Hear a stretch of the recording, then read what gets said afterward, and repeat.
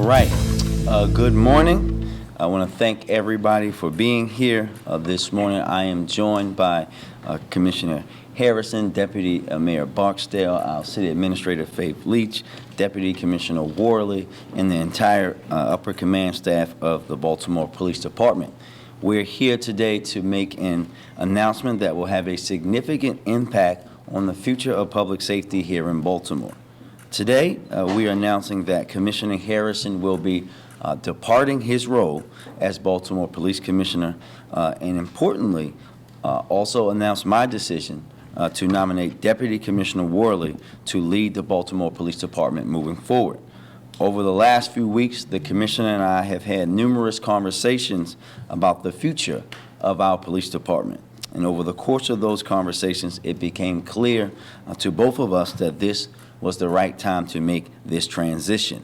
And with that, I will turn it over first to Commissioner Harrison for a few words. Mr. Commissioner. Thank you, Mr. Mayor.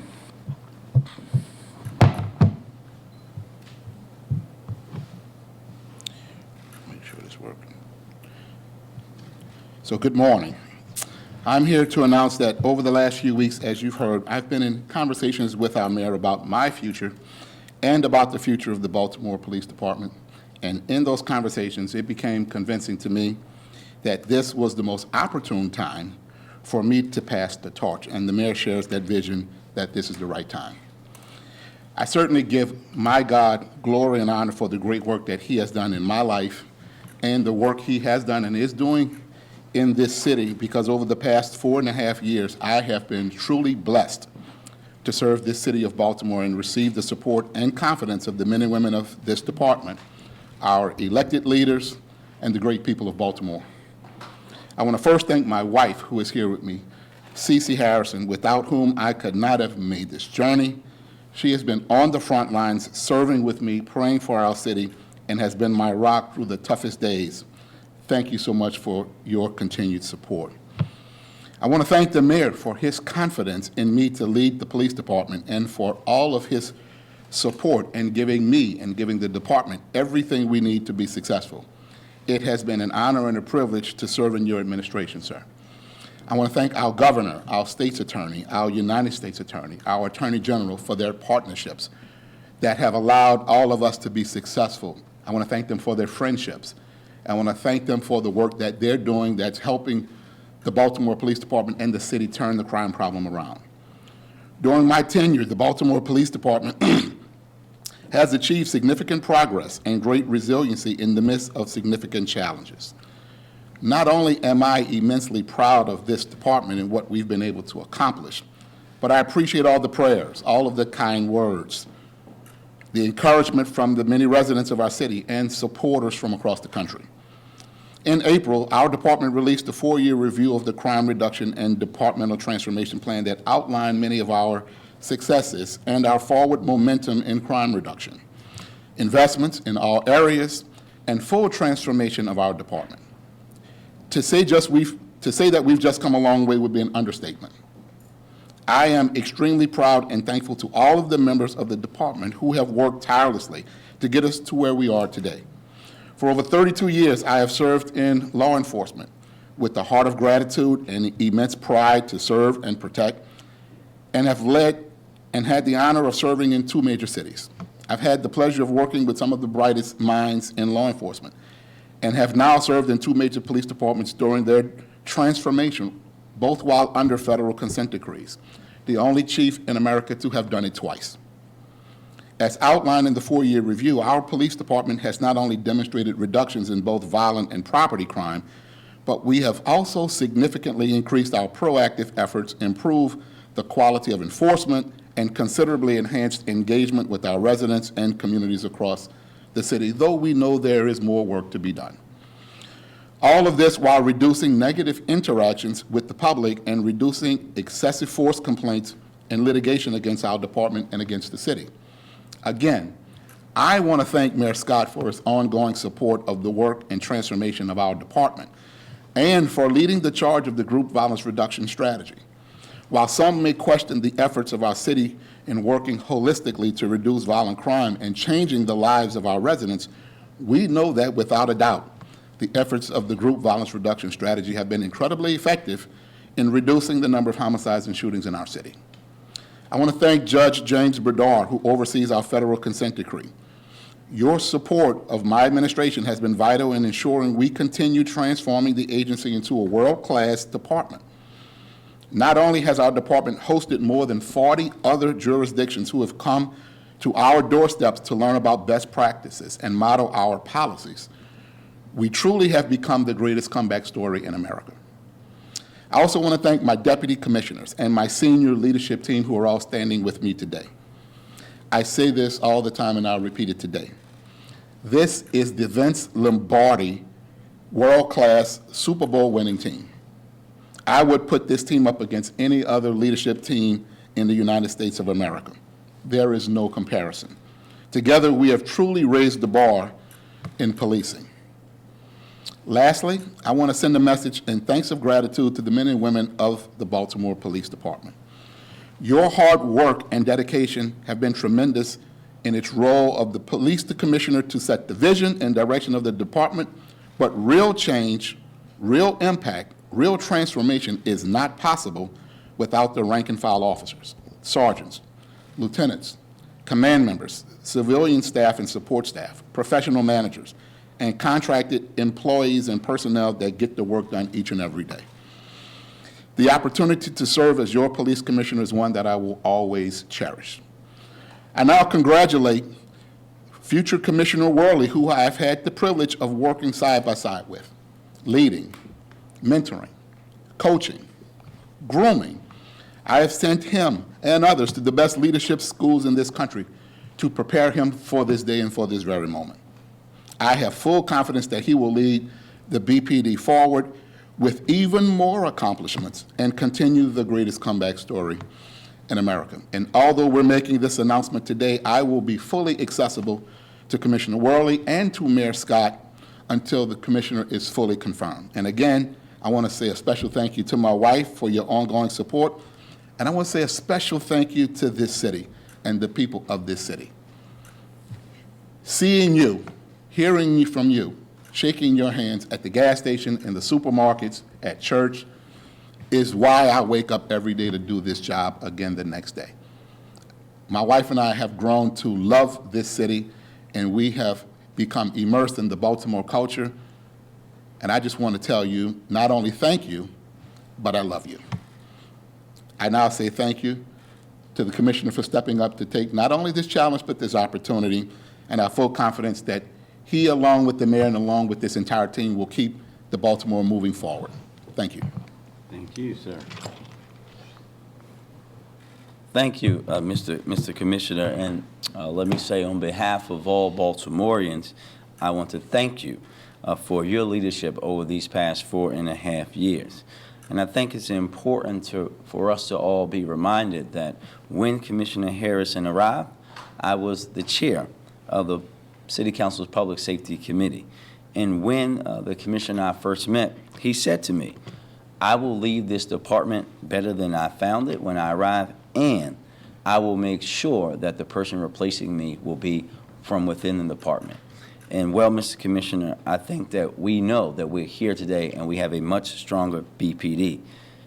And you heard him say just a little bit of it, but in just a few years, BPD has went from an example of everything that was wrong with policing to the example of how you can start to repair those relationships, build those relationships, go through reform, policing reform, doing that work done over these past 4.5 years to have us now be the leader, the place that other departments, that other mayors, that other chiefs look to how you can do reform and focus on getting guns off the street and holding people accountable at the same time.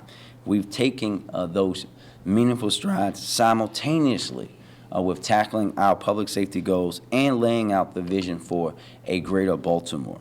Achieved well over 80% compliance with our federal consent decree, recovering over 2,600 illegal firearms and 485 ghost guns just in last year alone.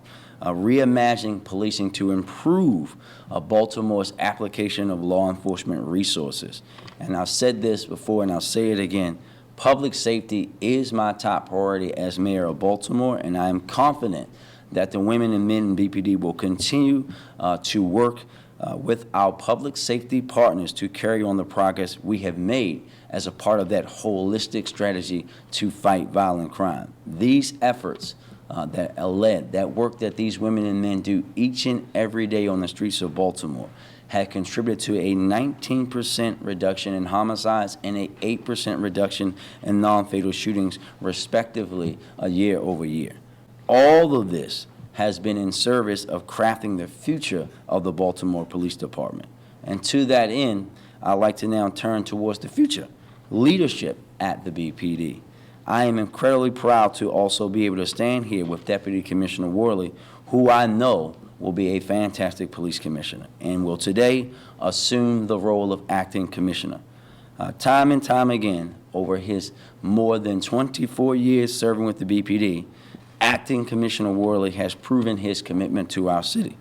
As a fellow son of Baltimore and an experienced public servant, it is clear that he is the right person to lead our department into the future. Someone who has played a variety of roles within the police department, Acting Commissioner Worley will continue his hard work to make that vision a reality. And I am really excited to continue the partnership we've built so far as a part of our shared commitment to building a better, safer Baltimore, the place that we have always called home. And with that, I will turn it over to Acting Commissioner Worley for a few words. Thank you, Mayor Scott, for the kind words, and thank you, Commissioner Harrison, for the trust and hard work. When Commissioner Harrison first got here, the first meeting I had with him, he told me he was going to start grooming his successor, and that wasn't just me, it was for all the command staff. And he's done that from the day he got here until today, and I will continue to call him and ask him for advice as we move forward. I also want to thank Mrs. Harrison, because there was many late night calls, many dinners, many movies interrupted where I had to call him and ask him for different things, so thank you too, ma'am. It's an honor to be standing here. I've dedicated my life to service the city of Baltimore. Like the mayor said, I was born and raised in Baltimore, and I look forward to continuing that service. We've already achieved significant progress in addressing public safety challenges within the city. So much of that can be attributed to the policies and investments that Mayor Scott has put into the city, as well as the things and changes that the commissioner has done along the reform process and the crime fight. I'll have significantly more to say to the citizens and elected officials and everyone else in the city as we move further into the confirmation process. I just want to say thank you again to the mayor, thank you again to Commissioner Harrison, thank you to all the command staff and all the citizens of Baltimore. I look forward to working with everyone, and thank you. Thank you, Mr. Acting Commissioner, and we look forward to working even closer with you as you move into your new role. And with that, we will open it up for questions. So Right? we're going to prioritize an initial question and follow-up from each outlet, and then circle back for additional. Go first to the Baltimore Sun. I'm Darcy from the Baltimore Sun. Why make this decision now? You talked about having multiple conversations. What made this the right time for change? Well, I think we've been having these conversations, as I said, for weeks. I think that when you consider where the department is, when you consider the progress that's been made, and what better time than right now? We know, as the commissioner said, as I said, that this has always been his intention to make sure that we're building from within, that we're providing that ability for us to grow from within, to something that, quite honestly, in the past, the BPD hasn't been prepared to do. So we think that now is the best time to do that. Go next to the banner. Yes. Aaron Willis from the Banner. Commissioner Harrison, what's next for you? I've been creative. Well, first of all, thank you for that. Let me just start by saying I have no job offers. I have not interviewed for any jobs. The first thing is for me is to breathe. Second thing is to make sure I'm here to help the new police commissioner get acclimated to the work and make myself accessible to the commissioner, while I also spend some very valuable time with family who I just don't get to do that with, living more than 1,200 miles away. And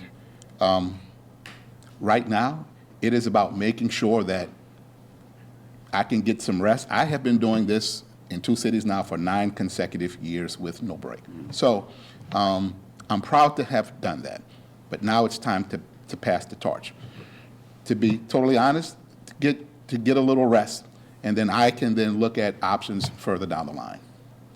Thank you. Go next to WBAL TV. Good morning, Mayor. Barry Sims, WBAL. Question for you and also for the acting commissioner. One of the things that happened as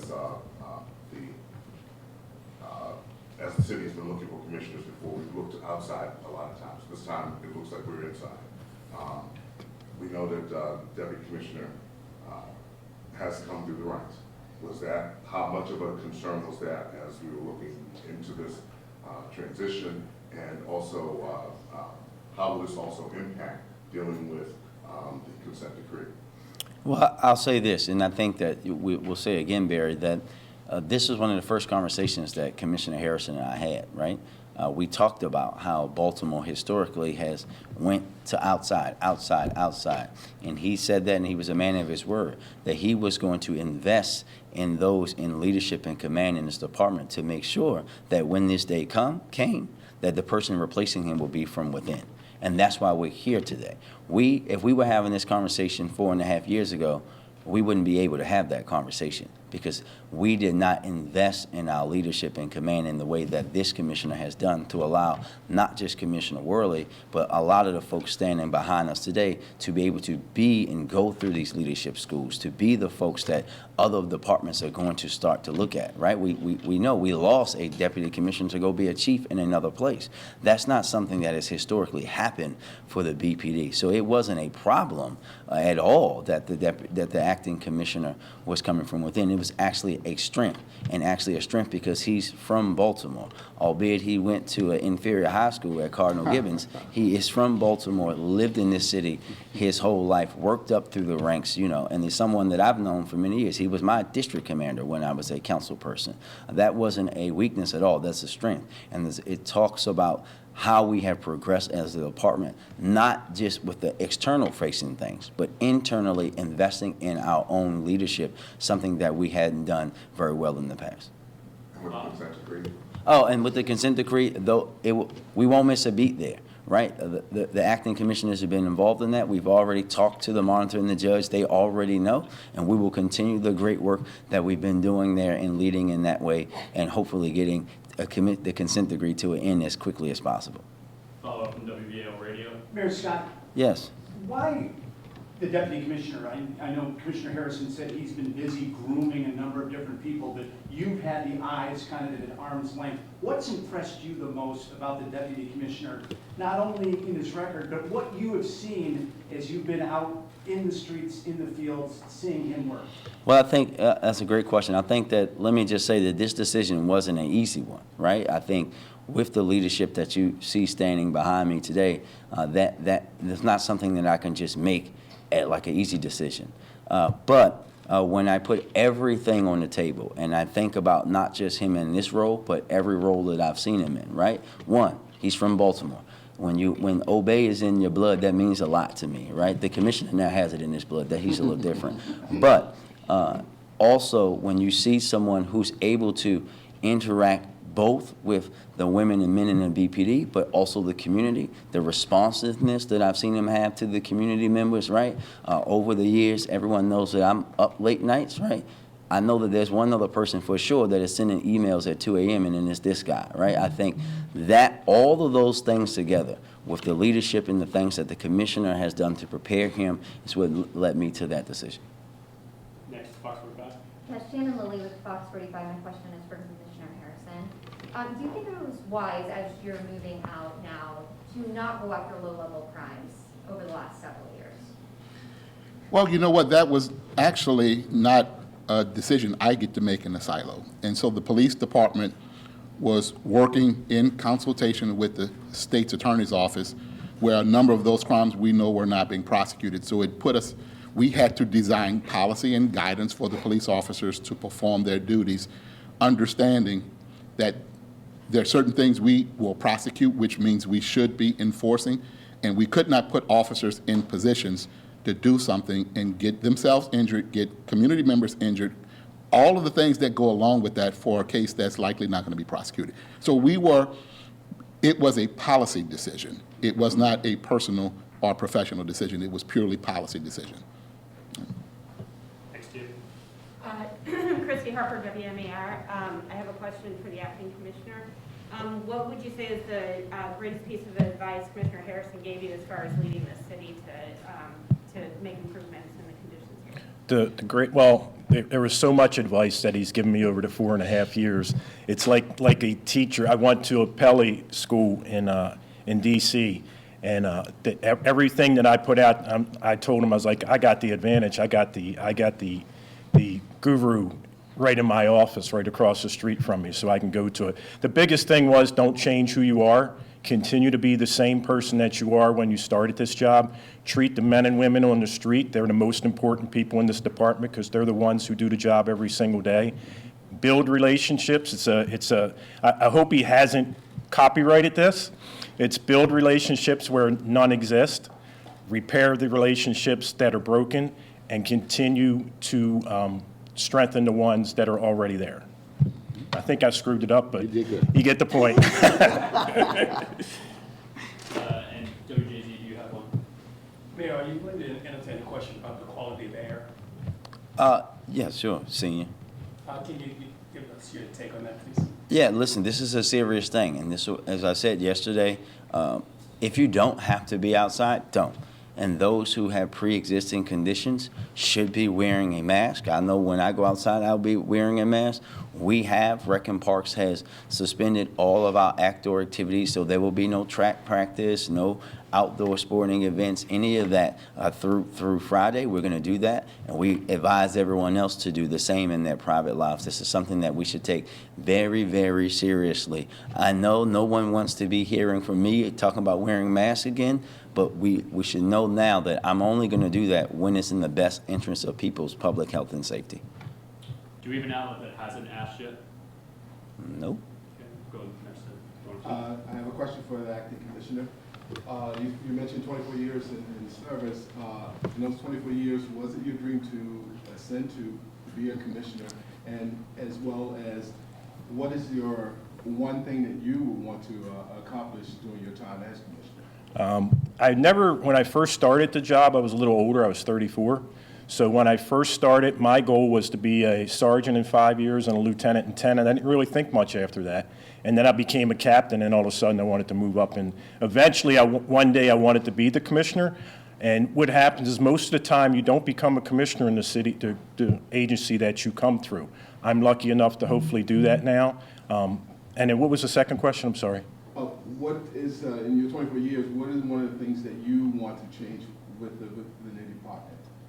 I think we've already done that. We've changed the department. We went from being a warrior to a guardian mentality. We've changed the men and women. Since the commissioner's been here, we've not only reformed the department, but we're lowering crime while we're doing the same thing. And that's very, very difficult to do, to achieve both of those things at the same time. Any additional questions? Just kind of a follow-up. As a leader, then, how do you intend to maintain contact with, as you said, those on the street? Well, you go and visit roll calls, you go to crime scenes. Unfortunately, you see, that's usually when you see a lot of them. But you visit roll calls. I'll follow the model that the commissioner brought. He went out and visited the community. He was always out in the community. He was always out talking to the officers. And you just treat them the way I'll treat them the way I've always treated them from the time that I became an officer until the time that hopefully I'll be in the commissioner's office permanently. But I'll just continue to do what I've done for the last 24 years and follow the example that Commissioner Harrison has set. And last question, WBA. This is for the acting commissioner and Commissioner Harrison. And this is dealing with Commissioner Harrison as you're leaving. What is it that you are hoping that the department will focus on in the fight on crime? There's so many different issues. What is the main thing? And also, acting commissioner, what is it that you plan to work on as you get started? Well, I think there's so many things, but I'll give you a very general thing. I think the department should continue to follow the pathway that has been set, continue to follow the plan that has been working, continue to make sure that we do our very best. The agency does its very best to be the best that it can. You know, Vince Lombardi, and I love Vince Lombardi, said, perfection is not attainable, but if we chase perfection, we'll catch excellence.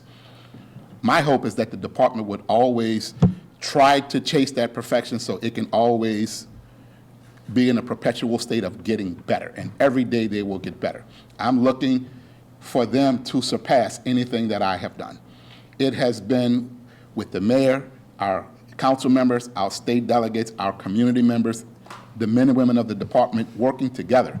No one person did it, but I would think that the next commissioner would do the same thing, not think that he or she does it alone, but incorporate the entire community into the plan, into what it really takes to be successful, and never be satisfied. I agree with the commissioner. We just continue what we're doing.